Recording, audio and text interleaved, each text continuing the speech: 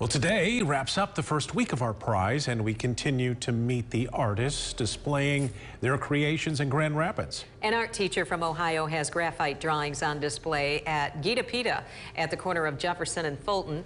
News 8's Michelle DeSelm spoke with her from her classroom in Ohio. This series is called Art Country, and everyone has a person, a real person, and an animal, a native animal from the United States that kind of represents the theme of the drawing, each one. And how did that, you say that you started doing this right before COVID, then how did COVID impact that?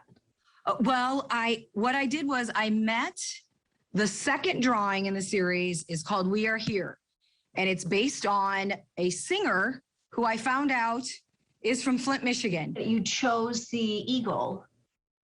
Right. To go with her. Chose the eagle.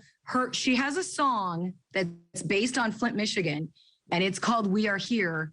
And it talks about struggles, the struggles of growing up in Flint, Michigan, the struggles that are still there. And if you look at the eagle in the image, he's extremely judgmental.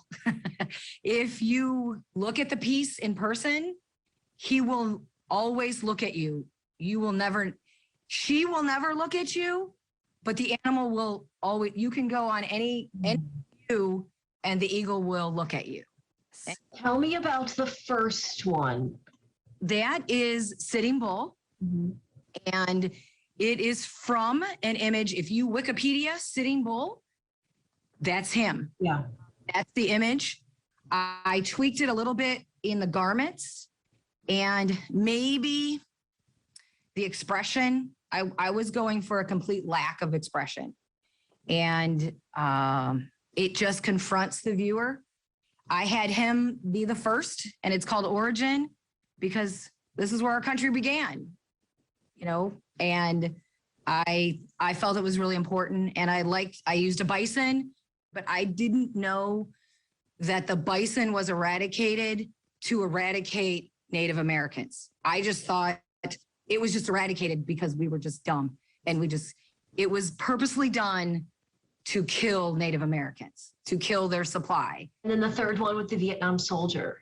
Yes, that is based on a photograph. He's not really the star of the photograph, but I found it by a photographer named Larry Blousey, who was also shot down during Vietnam in 1971. And the wolf isn't just any wolf, because everything I do, it all seems random, but none of it is.